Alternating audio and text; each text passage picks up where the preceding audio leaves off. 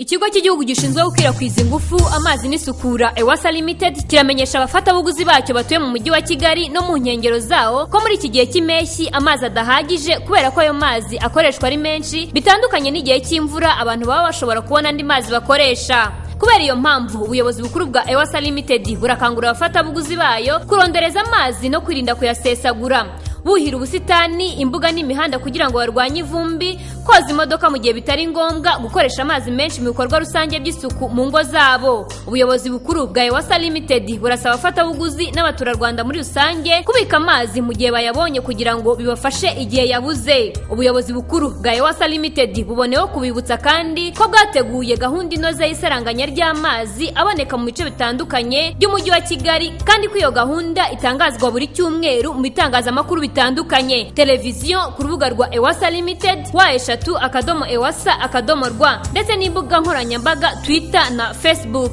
Mu gihe mwagize ikibazo cyangwa icyo mwifuza gusobanuza, Ewasa Limited iboneyeho kubibutsa ko mwagana amashami yayo mubarizwamo ari hirya no hino mu mujyi wa Kigali, cyangwa mugahamagara abakuriye ayo mashami kuri nimero zikurikira: